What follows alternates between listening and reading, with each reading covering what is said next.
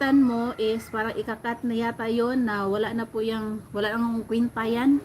So, ang mangyayari is yung ano niya, yung intestine niya, parang ano na lang dito sa labas, sa gilid sis. Ilagay na lang sa gilid at ano na lang siya, may bag na lang po na nakasabit sa kanya. Yun na lang po siguro, yun na lang po ang the only way na maano siya, yung, ang tawag dito? Yun na lang po yung way na may stop po yung pagbi-bleeding po ng asawa ko, pagbi-bleeding po niya sa puwitan. Ano? Sana maging health katawan niya para makaya niya. Sana nga sis, kaso sis, marami kasing komplikasyon, marami pa kasi siyang ibang dinaramdam. Mayroon pa siyang mayroon siyang COPD, mayroon siyang prostate, mayroon pa siyang kidney problem. Parang naano na sis. Honestly, it's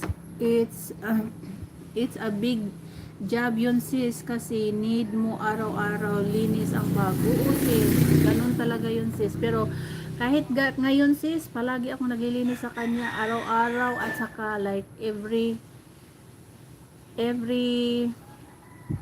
minutes, or like every 30 minutes, 20 minutes, kailangan po siya palagi nandoon sa nakapupo, or kailangan po siya palitan ng diaper or napkin, kasi pag diaper, nilagyan ko po ng napkin na malalaki, yung all night, yung malaki talaga, para ang papalitan ko na lang is yung napkin, hindi po yung palagi ang diaper na papalitan ko.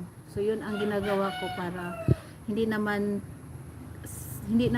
para makasave din po sa diaper na iano ko sa kanya. Yung honest, yes, opo, it's a big job talaga po yan sisi, kasi every time lilinisan po talaga yun.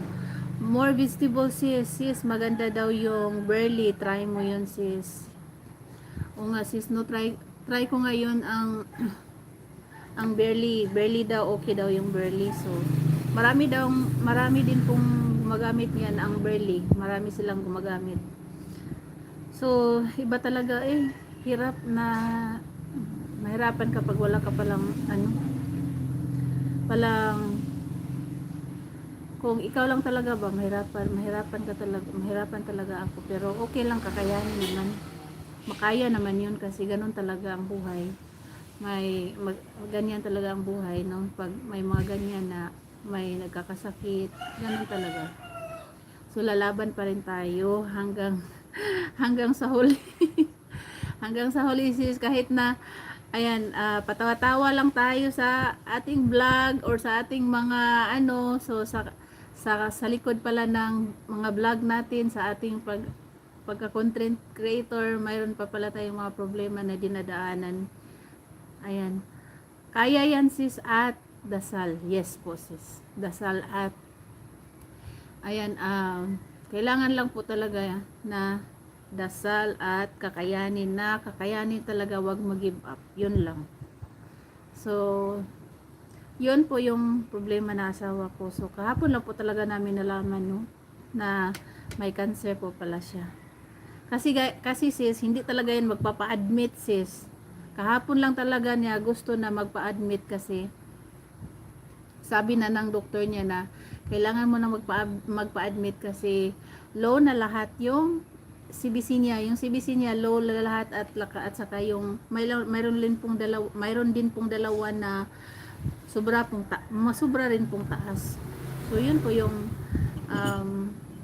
nangyari, na naka-decide na po siya na magpa-admit. Kaso pagdating namin doon, hindi po siya na-admit. Na yung time na gusto na po niya magpa-admit, yung doktor na po yung umano niya na hindi na po talaga siya, hindi na po pwedeng magpa-admit doon muna, kasi okay pa naman. Mas maganda kasi na outpatient, kasi kung doon pa sa hospital nag-stay sis, so lalong lumala po yung sakit, lumala po yung sakit.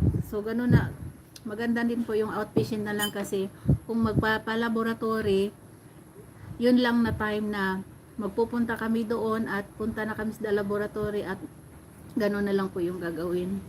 Yun lang.